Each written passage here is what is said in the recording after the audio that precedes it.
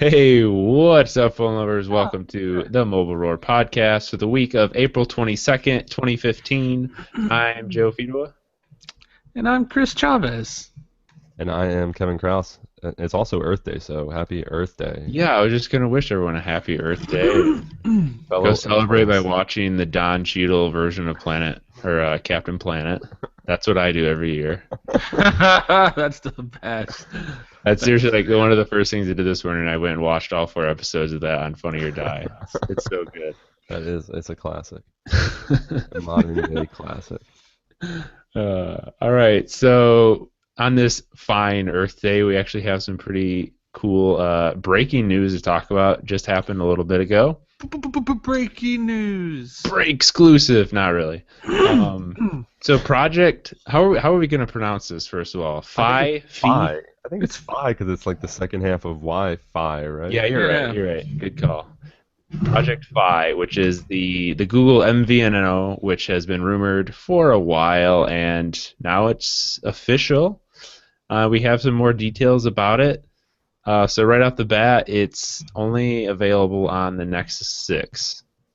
And this uses Sprint and T-Mobile's networks. It's going to intelligently kind of switch between the two when you're using it. How often do you think it'll actually use Sprint then? Let's be real. Let's be real. You're pretty T-Mobile's much network. using T-Mobile. We're sorry, Sprint, but not really.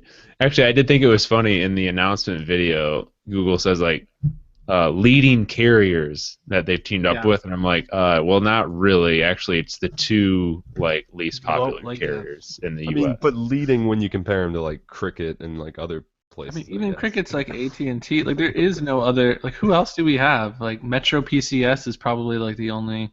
Is U.S. Cellular their own network, or are they? Oh no, U.S. Cellular. Yeah, they're the only Yeah. network. Metro PCS is T-Mobile. So yeah, it's like there's only like 4, maybe 5. So it's kind of like if you've ever heard of Ting, it's kind of like Ting, but this is more this is more data centric.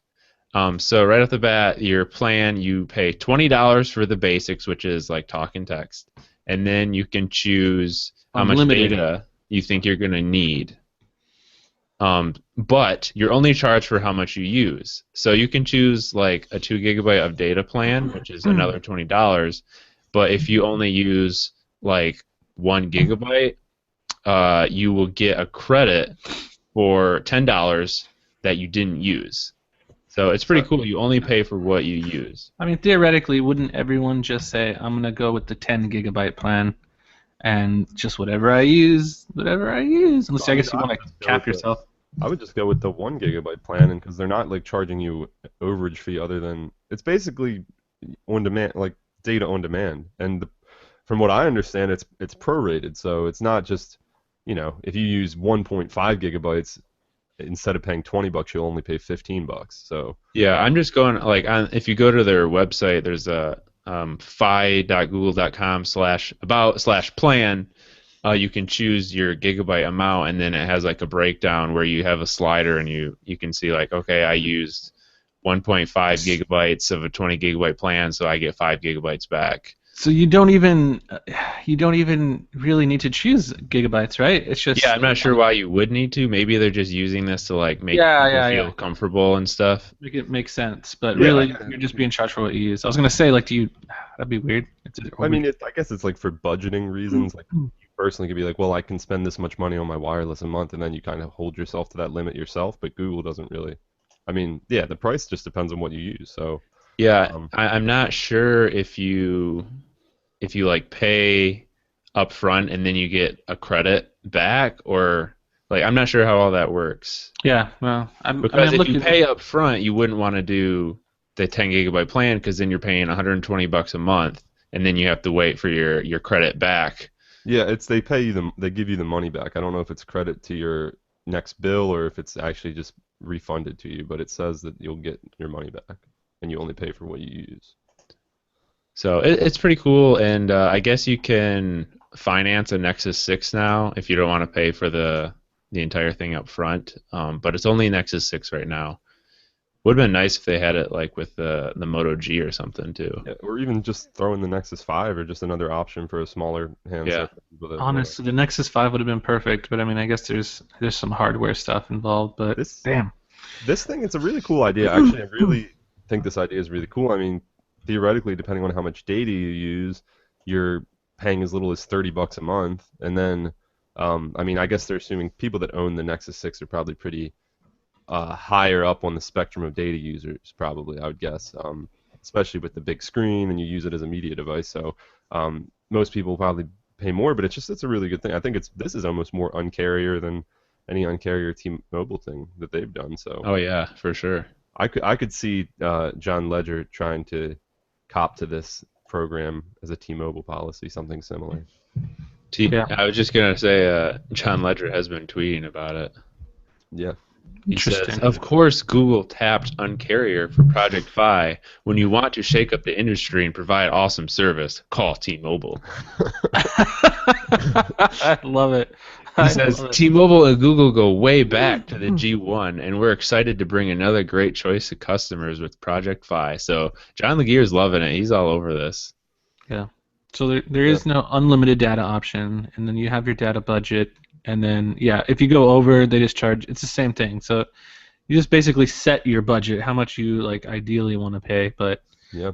it doesn't mean anything. The cool thing is that the fee doesn't change whether you're in the U.S. or abroad. I mean, you get service wherever, and you're paying the same amount. Yeah, 120 plus countries, and then you get cellular service too. So I don't know if we mentioned that it also, I mean, aside from intelligently switching between T-Mobile and Sprint, it also does the same thing with Wi-Fi. So if you're on Wi-Fi and you're on a call talking to someone and you leave the Wi-Fi coverage area, it'll automatically switch over to like T-Mobile or Sprint or whatever, according to the strongest reception or whatever. Yeah. It's pretty neat. I mean, we bash on Sprint a lot, but it actually is not a bad a team up because Sprint is pretty decent rural coverage and T-Mobile has pretty good like city coverage. So you put those two together, it might not be too bad of a pair, really. Yeah, No, I mean, sure. you have a solid blanket of coverage, and I mean, you can give them individually, give them some trash for coverage area, but I mean, their speeds are going to be pretty solid, and as long as you're always going to be able to hand off between some sort of network. I think the problem with Sprint or T-Mobile by themselves, and maybe not so much with T-Mobile anymore, is just the fact that there are those gaps in coverage sometimes that you don't get on other networks. Yeah. But So if you're interested in this, you can go to their site and request an invite, which I assume we've all done. I know I did. And maybe we'll be able to test this out soon. this is something like, I don't have a Nexus 6 right now, but if I needed to think about my budget a little more strictly in terms of spending for cell phone coverage, this is a service that I could probably get behind. That's Yeah. right. I'm the only one here that actually has an Nexus 6, so I guess I'm the only one that actually can try it. You don't have one, do you, Chris? No. I still requested an invite, but I mean, maybe I can find one used somewhere online. So the invite, do you have to currently own the Nexus 6, or can you buy one no. All I when had you to sign put up? in was my email address and zip code. Yeah, they'll send it according to your coverage in your area, and then they said once you request an invite, they'll respond within 30 days. So if it's after 30 days and you haven't heard nothing, then you didn't get in. But Yeah, hopefully, I mean, this actually grows. I know Google does a lot of these projects. I mean, we have Project Glass, Project Fi now, all these things, but and they don't always pan out. But this, hopefully, it catches on, and that they, if not open it up to more Android phones in general, just start supporting more Nexus devices, because I think that's the one thing that to me seems limiting about it right now is your choice of phones to go with it. Yeah. I'll text anyone in the world. That's interesting. Oh yeah, so it's 3G coverage when you go to any of the when you're roaming, I guess. Cool. It's very cool. You have to trust Google if you're going to use this. I mean, Oh, if you use jeez. this, Google is your carrier, they're your phone maker, your Customer phone OS. service. Yeah. You Yeah. have to deal with their customer service. Good luck. And then once they get everybody signed up, they activate Skynet, and it all just, Yeah. I mean, you know, there's going to be those stories written about this. Oh, Google, they own everything you do now. And, I mean, there was a story earlier this week about Google is dangerously close to buying Tesla. You know, they're trying to own everything. That's interesting because Apple was rumored to be trying to get some Yeah. ownership of Tesla too, so they're probably competing on that right now. It's interesting. I personally hope neither one of them buys Tesla. I want Tesla to remain their own thing.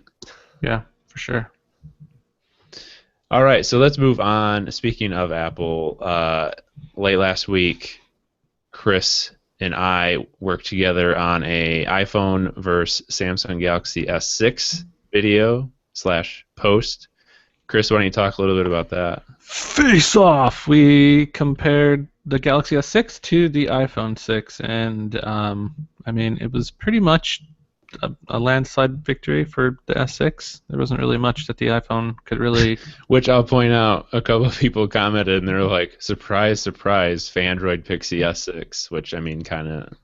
Yeah, I mean, it's we're an really Android not. site, but It's not that much of a surprise. Yeah, like How is that a surprise? I feel like surprise would be people would expect us to pick the iPhone because we always get. well, it was surprise, surprise, being like Exactly. fantastic. Like, Yeah. of course we were gonna pick the Android phone, you know. Yeah, but I'm saying a lot of people that kind of are familiar with this would be like, "Oh, I'm surprised you didn't pick the iPhone," because we get accused so often of bashing. that's That's true. what I'm saying. Like if you're not an iPhone fanboy, then you're the Android. Like it's just there's no like you can't just be in between, and that's how I feel I am. I'm like just whatever. But I honestly was kind of surprised that you did go with the Galaxy S6 for pretty much every category or every category. I didn't know if maybe a Samsung was holding like a knife to your throat. I kind of went back and changed some things, so it wasn't every category, but it was most of them. What categories didn't the S6 win? I think when Kevin saw it initially, it was like S6, S6, S6, but then later I was like, oh, yeah, I guess the iPhone gets it on that one and stuff. The S6 didn't win on, what was Battery. it? Battery life. I mean, it was pretty much a tie. They both kind of suck or lacking. And then I think it was pricing or something like, it was kind of too close to call. But other than that, I mean, S6 won everything else. Yeah, I'm seeing more. You picked the S6 camera, and I am starting to see more places come out and say like, you know what, this camera is better than the iPhone. Yeah, for It's sure. like at first everyone was a little afraid to say it or something. Yeah, because you have to be sure. You're like, I think it is, and it's weird, and it doesn't help that like Samsung's gallery app, they over sharpen the pictures you take with your camera. So like when you take pictures or you're looking at any photo in the gallery, the image pops up and it looks normal, and then all of a sudden it like goes right, and just like the sharpening just skyrockets, and then you can see every little detail, and everyone looks disgusting because you can see the hairs and pores, and it looks really, really bad. But I mean, I guess Samsung's like, hey, check it out, you can see everything. And when I finally put the images on my computer and I was able to compare there, they're a little more evenly matched. But when you zoom in on stuff, I mean, the S6 has so much more detail on anything. So. I was surprised. I was really surprised because I mean, like, it's been years. Ever since the iPhone first came out, it's had the best camera. Like, there's just been no one that could ever compete, and it feels weird to say that like there's another phone that's better. It just doesn't feel right. Almost, it's weird. Yeah, that's a pretty big deal, I think. And some of the pictures I have seen have been super great. I wonder though, because this comparison was just a straight up comparison between the S6 and the iPhone 6, not really counting the Edge, right? Or not the Edge, the iPhone 6 Plus. Yeah, no plus. So you're dealing. I don't know if the quality. I mean, the quality should be pretty similar still, but you get the optical image stabilization with the 6 Plus. So maybe it gets a little bit of a bump there. And not only that, the battery life on the Plus, the resolution's 1080p. So I mean, even that's better. I think it would be a little more evenly matched if you included a Plus, but. What was I gonna say? Did you compare video that you took with the phones? Oh, I didn't. That's actually a good point. Even in my review, I actually forgot to include like any of the video at all. You know, Yeah, I that's always overlook that too for some That's reason. something I've noticed a lot though, is just reviews in general from around the web. People just like don't even bother to really talk about the video anymore because so few people really try to do like real video with their phones anymore. Yeah, that's actually a super good point. I mean, and when you do it, you're uploading it to like Snapchat, which the resolution is just Right. complete balls. Yeah, the quality and everything. So it's just we don't really use them for that anymore. It's kind Yeah. of weird. Yeah, the most we do for video is like an Instagram video or a Snapchat video or a World Star video, things like that. Does the Samsung have any kind of slow motion feature that you know of? Because that's one thing the iPhone does really well. Yeah, And yeah, they do. I haven't compared. I think it's caps it at like at 720p. Most of them do, but yeah, they have slow motion. They have time lapse. I mean, they have all kinds of features in their camera stuff. But yeah, slow mo is definitely there. that's like the Samsung way of life. They've got all kinds of features. we got all kinds of stuff. Except with the S6, it seems like they've done a better job of maybe not removing a lot of the excess, but burying it in a way that it's not so in your face.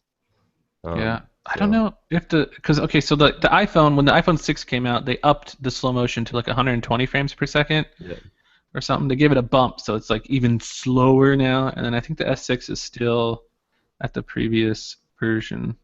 Like I think the iPhone beats it on the slow motion stuff. Just saying. Yeah, there's no way to tell right now. Yeah. Well, I'll just say that since you chose the S6, that should say a lot to anyone listening, because I think people call Chris an HTC fanboy a lot, Yeah, and it was they so call us iOS frustrating. fanboys a lot, and he just picked the Galaxy S6, so take that for what it's worth. Just waiting for someone, like just waiting for a phone to be better than the one M8, and eventually there was. So it's like, what's the deal, man? honestly, I'm surprised you didn't pick the Sony Xperia Z3 Compact to win that. Yeah, like 3 months ago he would have probably, but that And phase of his life is over. yeah, that was like a fling.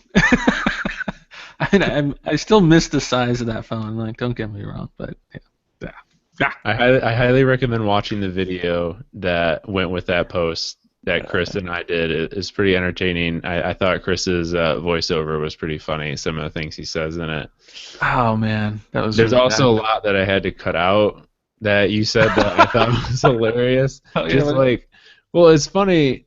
You're sending me the clips and then I edit it all together. And in a lot of these clips, you're just having like open conversation with your girlfriend while filming B-roll footage. talking about stuff. You're Yeah, just like talking about the Star Wars trailer and just like all this random stuff is like, now I have all this audio of Chris. What should I do with it? Sounds like you need to like a supercut. I wanted to do like a blooper reel, but I didn't have time. Maybe I will. I don't I know. don't think there was anything funny enough for like a blooper reel, but yeah. You Well, just there's say like the that. scene Yeah. where you're filming your girlfriend talking on the phone, and she's not actually talking. You're just like telling her, just keep your lips moving. Just say the ABCs or something.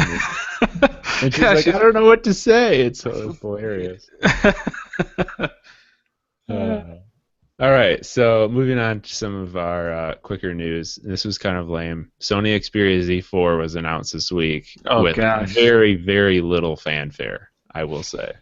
Yeah, everyone was disappointed, and I mean now there's rumors that it's not really the real Z4. They kind of just tacked the name onto it because, like, I guess the name will kind of sell it, and it's going to be in the new Yeah. James Bond movie. But What would make them think the name would make them sell it? When has a Sony Xperia phone ever sold well? like they had to continue the I don't. It's like a pride thing. I feel like with a lot of these companies and stuff, and so it's like, well, let's just launch it, and then we're going to make the Z4 Neo or something weird later on this year with like Yeah. all metal body and all this other stuff. But yeah, nobody was impressed by the Z4. It's kind of sad, actually.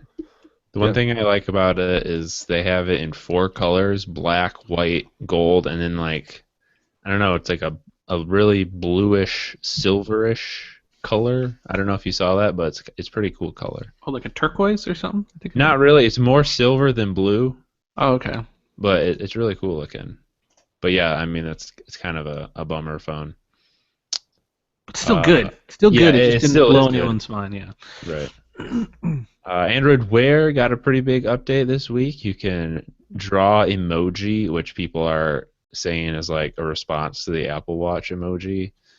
I don't know about that. Kind of. Can you Yeah. send your heartbeat though? Yep. Yeah, Still can't send your heartbeat. You can draw a heart though. I just want to get it and try to draw that poop emoji and see if it Yeah, there's no. I'm like predicts wondering that. how you can draw because some of these emojis are pretty. I mean, difficult, and people aren't all that artistic. Yeah, like how do I draw the monkey with the hands over his face? I Yeah, can't. like no, I wanted the monkey. I wanted the freaking monkey, and it's just not. I don't know. It's weird.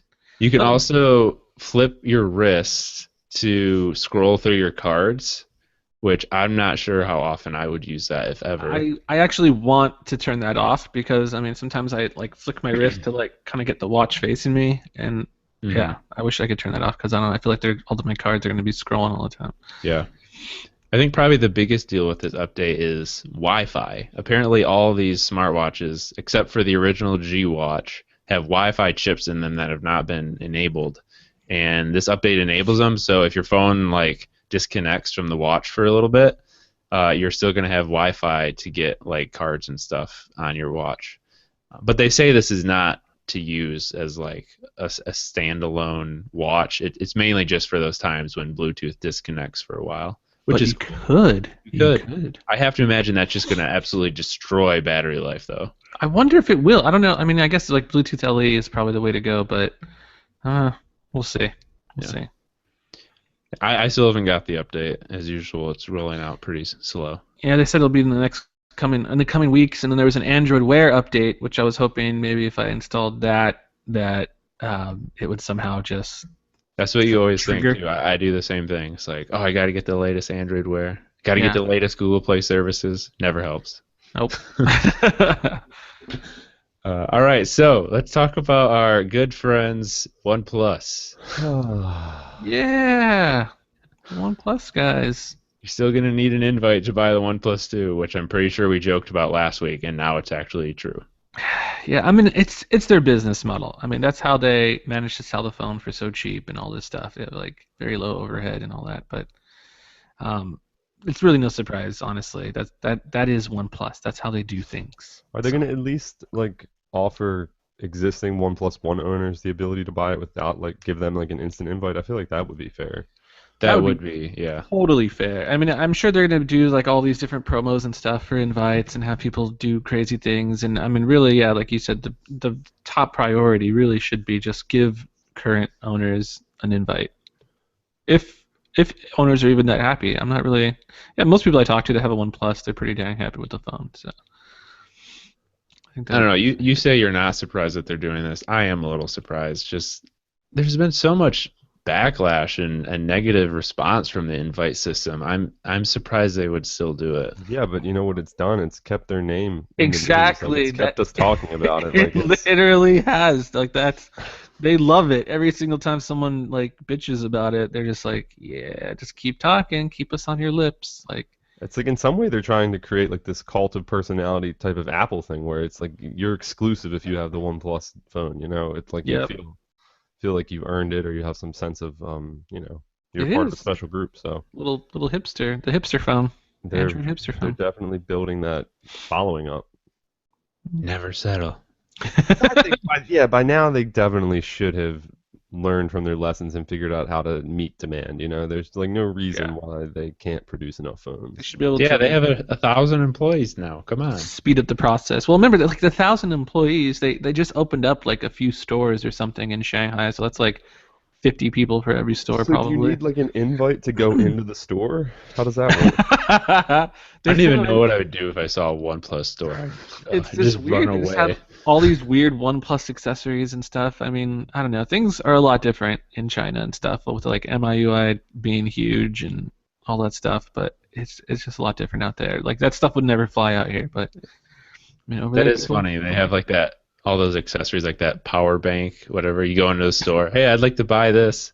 Yeah. Sure, we'll put you on a list. Yeah, I would like to get this.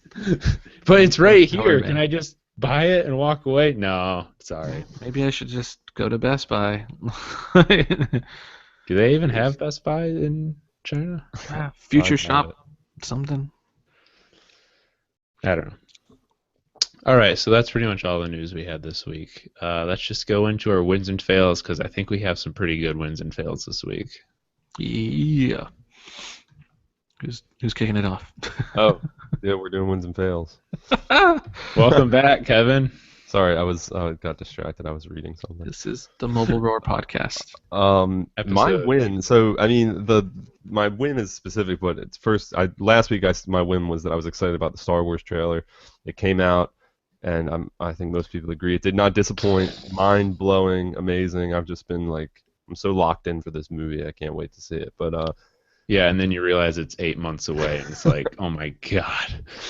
yeah. So but before they presented the trailer at Star Wars Celebration, they brought out this new droid from the movie called BB-8, and it's an actual physical prop like old school Star Wars. It's not a 3D animated Yoda or something like from the prequel Star Wars that came out. So it's really cool. But the real win of it that I thought was pretty neat is every year we'll go to CES or we'll go to a trade show and we'll see someone at a booth rolling this little ball around, the Sphero guys, and they have an app-controlled little robotic ball, and it's a toy, and it's kind of expensive, and it seems kind of dumb, and they're always showing it off. And it's cool, but like, why would anyone ever really want it?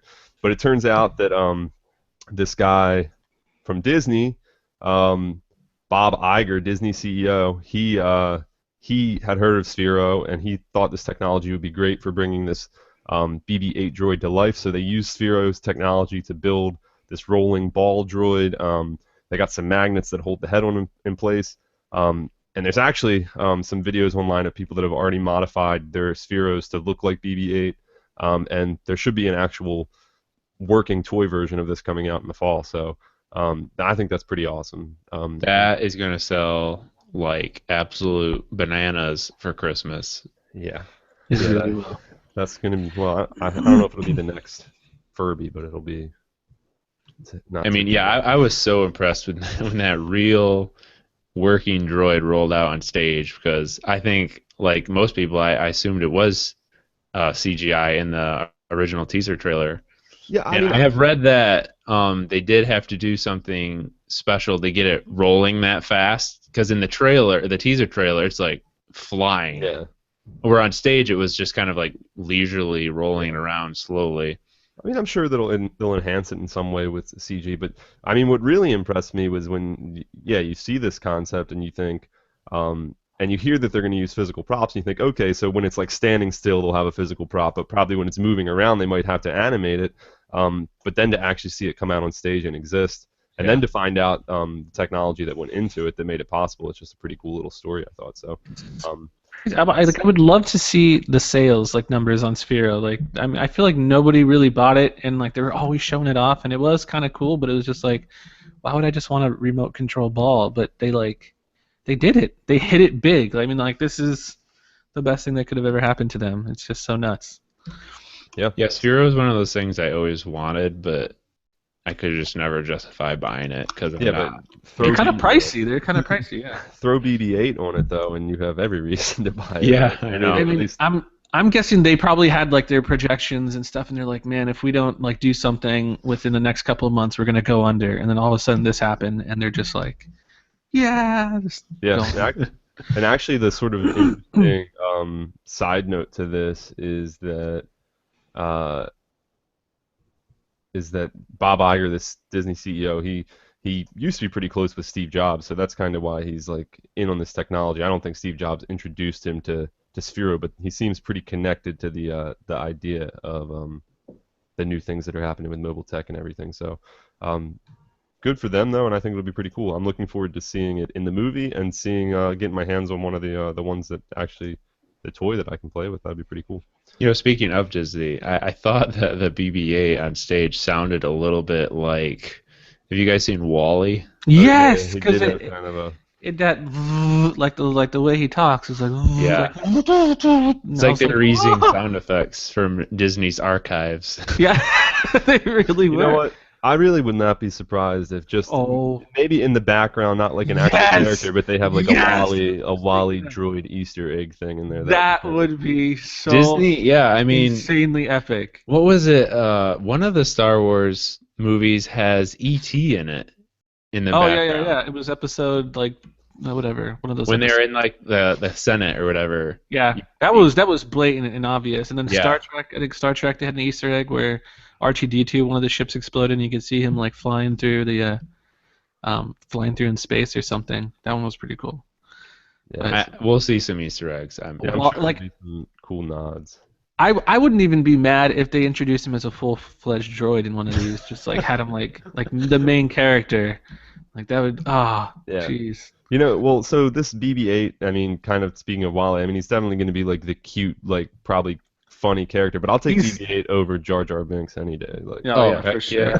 Droids are way better at comedic relief than Jar Yes.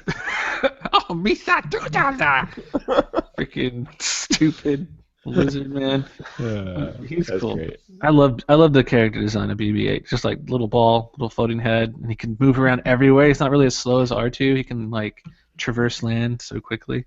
It's great. Very, very cool. All right, so I mean, I could talk about that all day though, because I'm Yeah. stoked for Star Wars. That's a different podcast. So for my fail, my fears were kind of confirmed a few months back when they announced this brand new super thin MacBook. I was really stoked on it because it looks awesome.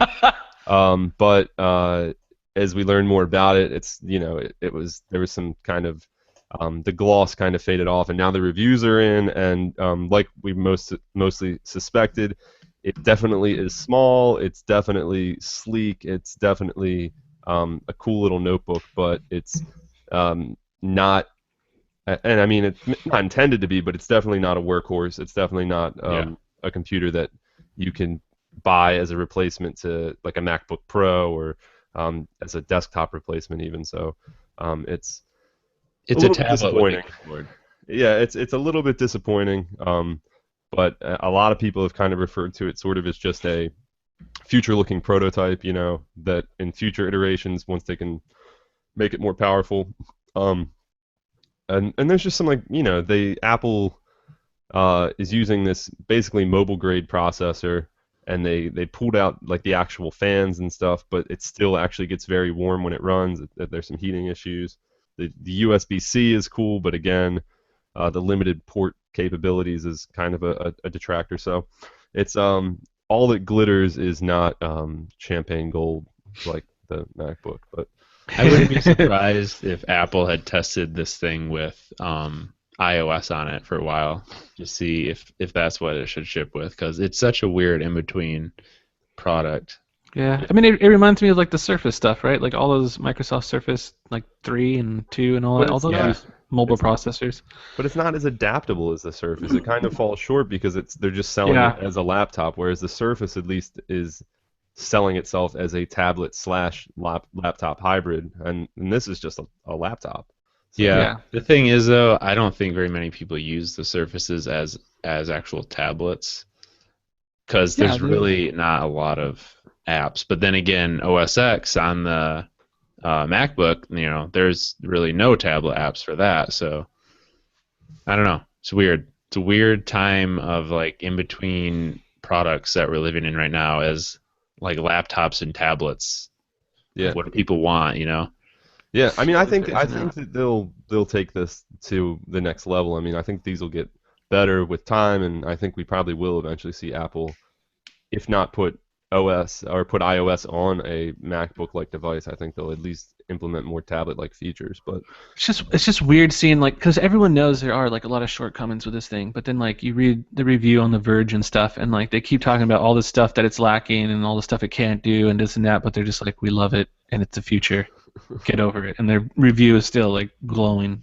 It's so weird. Man, it's like a forced future, though. I mean, yes, maybe the future, we're kind of being led down the path. I mean, Apple sort of has dictated this for a while. They decided, you know what, we don't need drives in our computer. You know what, we don't need ports on our computers. Like, and we're just gonna have to live with that, because if you want an Apple computer, that's the path they're taking. So they're kind of forcing our hand. I mean, I don't know if it is the future. It's just sort of the future that's being dictated to us. So I mean, and no MagSafe, like that's the worst idea ever. That was the best thing to happen to laptops, I think, and it's like they ditched it for that. It's just It's probably too expensive for them to manufacture. They're trying to cut There's no way, man. Profits out of it. I don't know. All those Chinese Hey, if we don't put workers. a magnet in there, we can make like an extra couple bucks off this thing. I don't think they'll sell very many of these regardless, but yeah. I think they'll probably change up that in the next iteration because they probably their thought was this is cool because it's one port that does everything, but then they kind of overlooked the fact that the safety features are no longer present of the MagSafe, which is awesome because that at least once a day, like I yank my computer and Yes, pull the all the cable out, time. you know. All the time. I want to say there's no way Apple would backtrack, but then I think about it and it's like they're basically reintroducing something they already did, and they're going to use that as a way to sell. They'll be like, "Oh, it's got MagSafe." It's like, yeah, only because you took it away last time, you jerks. Better than ever. Yeah, So that's such an Apple thing to do. All right, so my win of the week is going to be an iPhone case that has an e-ink display. Oh, I saw this. Yeah, it's really pretty cool. It uses Bluetooth, and you can just kind of like sling images to the back of your case, and then it shows it in e-ink, which uses like basically no battery, and it just looks like kind of a piece of paper with a picture on it. It's really cool. I'm trying to figure out here how much it costs. It's It's from Pop Slate. Pop Slate. Yeah, is the company, which I've never heard of before. But It is cool. The case itself is a little chunky for me. it is a little chunky, yeah. Really thick. But I mean, they got an e-ink display in the back, so I guess. It's like a less functional Yoda phone, but I don't know if the Yoda phone could get less functional, really. Wow. Yeah, I was waiting to like make a comment about the Yoda phone, but I mean, I remember I had this on one of my 500 tabs, and I was like wanting to write this up, but I never got a chance. But $130. Yep, Yeah. I just saw that too. $130, That's expensive. black and white. If you got some money to spend on cases, there you go. Yeah, I think it's no joke. There's also like a Kickstarter project for this other case that's sticky, and you just stick it onto things, but that thing's like $50. Like I don't know why these cases It's a are so display? expensive. There's no display. It's just like a sticky case, and it's $50 on Kickstarter. It's insane. A sticky case, so it's a decal? No, it's like a case, but you can like stick it on your window. So like when you're brushing your teeth, you can like Oh. stick it on anything. It's got micro Suction suction. cups? Yeah. It's That's so funny. ridiculous. All right. My fail is going to be, once again, about OnePlus. So last week they sent out invites. Technically, I guess they were invites, quote-unquote invites, to like a big event or something that was going to happen on the 20th. And then all they announced was that you can buy the OnePlus One without invites. And that was kind of the joke behind sending out invites, because there was actually an event to attend, but yeah. You're invited. Yep, hilarious, OnePlus, hilarious. But I just think that's such a fail, because they're making this big deal out of a phone that has been announced for over a year, has been in people's hands, very few people's hands, for over a year, and they're making a big deal about how, hey, you can buy it now. It's a damn good phone. I will say that. It is a good phone, but it's like, how much can you milk this thing for? Jeez. They need to continue milking it, man. But yeah, no invite. That's cool. I mean, I've had people $299, by the way, without like the invite. I've seen people leave comments, and I've seen people have asked me and stuff like, "Hey, should I get the OnePlus now that there's no invite?" And it's just like, if you really wanted it, you could have gotten it pretty easy with an invite. Like, wasn't like the hardest thing to get, but Yeah, you had like what? You've had 10 invites probably in. $350. That's really hard to beat that price. I think if they dropped it $100 or something, then like, yeah, for sure. Even I would probably pick up an extra. All right, so that's my wins and fails. Chris, what do you got? I don't really have any wins, but I do have two double fails. So, the first one's going to be, there was this news story that was published. I think it was from these dudes in the UK or something, but no, it was in the US. I initially thought it was like a UK thing, but okay. These guys got into an argument, I guess they were roommates or something, over iOS and Android, and it ended up like in a stabbing. It was completely crazy. And the police were called and all this other stuff. It was covered by ABC News. Tulsa, Oklahoma. Yeah. So these guys, I mean, I guess the argument got so heated on which one's better. I mean, we've seen this a lot just in our comment section and stuff, but that it eventually ended up in a stabbing, and that's just completely crazy. I don't know how you could even get so worked up over something, but And they're friends, you know. yeah, they're Weren't like they? buddies. Yeah. Two friends. I mean, I don't. Do you argue with your friends about stuff like I that? I have friends that use like iOS and stuff, and it would get really frustrating. I mean, I remember back, and it's not so much now because I feel like I've kind of mellowed out about a lot of this stuff, but like back when the G1 was out and the iPhone 3G was out and all that stupid stuff. But I've seen some pretty heated arguments take place. But I mean, never just like annoying because you're so stupid, you're stupid, and then just kind of Yeah. ends like that. I don't know, but I used to be like even before I used Windows Phone, I was an Android user before that, and I was a much more passionate Android user than I am now. And I would always, friends would always ask, "Oh, what phone should I get?" And I would always try to steer them towards an Android phone. And Yeah. one of my friends, I basically convinced to get the HTC Thunderbolt, which we all know now was a Yeah. horrible phone. And ever since then, I do not try to specifically Yes. tell a friend to get a phone. I always am just Yes. like, "What phone do you like?" And they'll tell, "Oh yeah, that's a good phone. There's also this phone. There's also this phone." Like, Let I'm them not make the gonna choice make on their anyone own. get a specific phone anymore because that just came back and bit me in the ass. That is so true. I feel like that happens to so many people, and it kind of leads into my next thing too. But like, yes, that happens all the time. Like, oh, should I get the new iPhone, Chris? And people, because everyone knows I work for like an Android blog and all this stuff, so they always ask me like, oh, this new Android phone came out, should I get it? And it's bit me in the ass so many times where I'm like, yeah, this phone's great, and it turned out to be complete crap, or there was some stupid software bug, or just whatever. Where I don't recommend any Android phones to anybody. I just say like, oh, this phone's a good phone, but there's also, yeah, like you said, just give them some recommendations, Mhm. make your own choice. I don't know, whatever. But I did recommend heavily that one of my girlfriend's friends pick up the S6 because I thought it was so awesome, and I told her, and she had the S4, so I thought it was a pretty huge update or upgrade for her.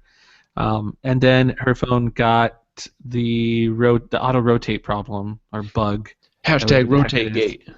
So there was an article that we published, and Quentin used the hashtag RotateGate, which was kind of funny. It was like, what was it? I mean, it was like a joke, right? It was like, Yeah, Yeah, it's like mocking Ben Yeah. Gate and all everyone that stuff. uses Gate Yeah. on everything, and so I mean, it's funny to make fun of it, but I guess people thought it was serious, and it's like, oh, why are you guys trying to push RotateGate and Gate, and people really got pissed off about it in the comments. It's actually kind of funny, but I'm gonna search Twitter. I wonder if it caught on. so the problem is that for some weird reason, some of these S6s, I think it only affects the edge, but they're having auto rotate problems. So like the phone just won't auto rotate. I guess it's like the sensor's broken. No one could really pinpoint it. We're not really sure if it's software or hardware, but it was like a big enough problem that you can go anywhere. You can just Google search auto rotate broken Galaxy S6 Edge, and you'll come up with like tons and tons of forums and comments from people. So didn't affect any of my devices, but it did affect that person that I recommend the S6 so heavily to. And it was a huge hassle for her because she had to go back to Sprint. They wouldn't replace the phone. They told her that she would have to do an insurance claim on it, and it would cost her like $100 deductible. All this stupid stuff, and she lost all of her photos because she had to factory reset, all this dumb stuff. But now it's just like, yeah, sorry for recommending that phone, but There are actually people on Twitter using hashtag RotateGate, and yeah, they're not like linking to our story or anything either, just just independent. talking about it. Yeah. That's great. That's awesome. But I mean, it's an issue. It's an issue, and it's a problem. It's a pretty big fail, and I mean, that's kind of the problem when you buy a phone. Like you're one of the first people to get a brand new phone. It's because there's always these weird batches that come out with bugs and hardware failures and stuff. So that's my other fail for the week. Double fail. We Double need like fail. a special sound effect for I know. double fail. Double fail. All right, let's do some app picks. Kevin, what do you got? I'm going with we've all said dumb stuff on the internet before, and had No, this. I've never. I think we've probably said more dumb stuff on the internet than most Yeah, people. recorded in hour-long videos every Oh, week. spare me. Uh, yeah, it always amazes me if I Google my name, the amount of stuff that I've written as someone writing on Fandroid and other websites. It's funny if I Google my name, like I don't even appear in the first page of results, which is kind of relieving. But anyway, for Really, people, you don't? yeah, I don't. There are other much more famous people with my name apparently. Um, Wow. but if you do happen to say dumb stuff on social media, which happens a lot. We do live in a day and age where if you're applying for jobs or if you're working at a current job, these things that you say kind of off the cuff and you might not even really mean them, they can be, brought back to bite you in the ass later on. So there's this new app called Clear.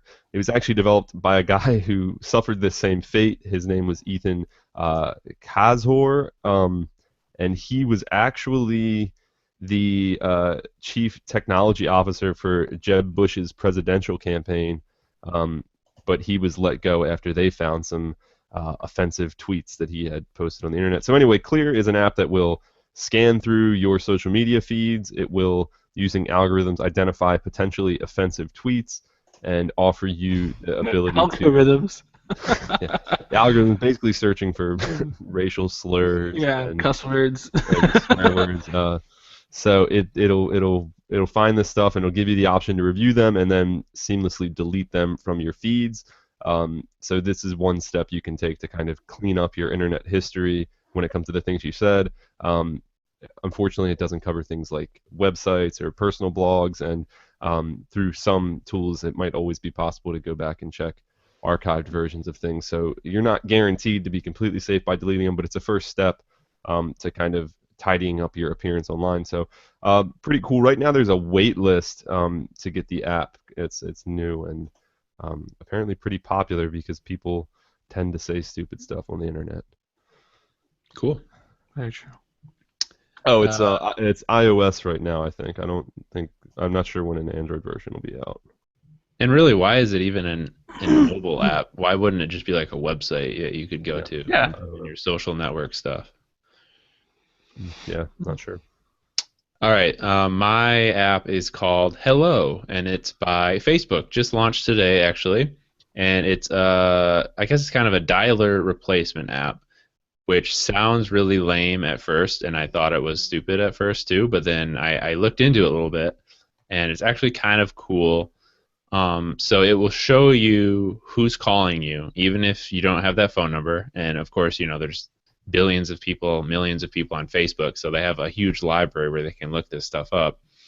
And then it can block unwanted calls and stuff like that, which is nice. I currently use an app called Truecaller to do that because I hate getting phone calls, and I never answer a phone call if it's from a number I don't recognize. So I love apps like that, and this one seems to be pretty cool. It's really nice. It has a good clean design like Facebook apps tend to, except for the main Facebook app. But it's pretty neat. It's free and it's only for Android because you can't really replace the dialer on That's iOS. cool. So it'll show you contact information even if they're not saved in your address book? Yep, it'll show you contact information, where they're calling from. Do you have to be friends on Facebook, or will it just take that information regardless? I wonder. Takes All it regardless. says is even if you don't have that phone number saved in your phone. I don't know if you have to be friends or what. Yeah, I don't think it's friends. I think it's just like a universal caller ID type deal. That's cool. Yeah. That's a nice feature. Yeah, I mean, when I get a phone call from someone that I don't recognize, the first thing I usually do is at least Google the area code, if not the whole number, to see if it's a solicitor or something, And like Truecaller, which I use right now, it will show, like you said, where they're calling from. So it'll say like the state most of the time, and it automatically blocks suspected spam numbers and stuff like that, which is nice. So I'll give this one out a try and see if it works as well. Cool. Very cool. All right, Chris. My app pick is going to be. It's kind of basic and really simple, but it's called Galaxy Touch Keylight duration thing, or Galaxy. I forget what it's called. That's the Galaxy official Keylights. title, duration thing. Galaxy Keylights or something. It's like so basic and silly, but it's really really cool in what it does. So basically, on the Galaxy S6 and even the Galaxy S5 and S4 and all these other phones, previous Galaxies, you were able to change the keylight duration on your phone in the settings, which is the little capacitive buttons there that light up. I like mine on all the time. A lot of people don't because they're really bright, especially in the dark. And if you have your phone down dim, those things don't dim. They're just blinding you. So for whatever reason, only the AT&T Galaxy S6 has the option to change that. They removed it from all the other carrier versions. I have no clue why. It's really, really stupid, but the functionality was still baked into the OS, and you could do some. Someone on XDA found out you could do some ADB commands and stuff to enable it, and then it wasn't long before someone turned that into an app, and that app is now on the Google Play Store, and it allows you to do that. So if the key lights are bugging you, if you like to keep them off at all times, like a lot of people do, which might save battery life, I guess, you can do that. The app is called. The exact name is Galaxy Button Lights. It's got a perfect 5-star rating on the Google Play Store because it's amazing. So check that out if you have a S6. All right, we got an email question this week from Daquane Johnson, and he wants to know if the Galaxy S4 and S5 are going to get the same TouchWiz that the S6 has, meaning removal of the air gestures and color coding and theming and stuff like that. No, they're not. No, really? No. This is actually like every single time I write about the new TouchWiz, which I like a lot, I love it. I always talk about how Samsung has said nothing about bringing this to the S4. I think Sam Mobile reported that it's not coming to even like the Galaxy Note 4 or the S5 or any of that stuff. Samsung has absolutely no plans to bring this optimized, slimmed, super fast, awesome TouchWiz version to any other of their older devices. And to me, that's like a huge slap into the face of people that bought your phone before, because even HTC does this. HTC brought like the Sense 7-ish stuff to the One M8 and I think even the One M7. It's insane that Samsung is just not doing this at all. They're just like, oh, we'll give you Lollipop since that's what you wanted, but you're not going to get this really cool TouchWiz version. Sorry. That really is only. insane. I actually almost responded to this person when I got the email a couple of days ago, and I was like, yeah, I'm sure they will, because I would have never even thought that they wouldn't. Yeah, it's absolutely infuriating to me. Wow. Yeah. All right. Horrible. If you want to ask questions like that, you can use our email address, podcast@mobileroar.com. To wrap things up, Chris, what phone are you using? The S6. All right. Ish. I've been using the One M9 a lot more. Like when I'm at home, I use the One M9, and then when I go out, I just take pictures with the S6. And I actually leave the iPhone at home, which I've never done. I haven't done that in forever. So yeah, you heard it here first, everybody. iPhone stays at home. All right, so if you want to subscribe to the audio version of the podcast, you can find us on Stitcher Radio and iTunes and other places. Leave us a review if you listen to us there. You can follow the show on Twitter @MobileRoarcast, all one word. And you can follow us on Twitter. Chris is @GamerCore, Kevin is @YouDon'tKnow and I am @TallSchmo. And we will see you guys next week, same time, same place. Later. Peace.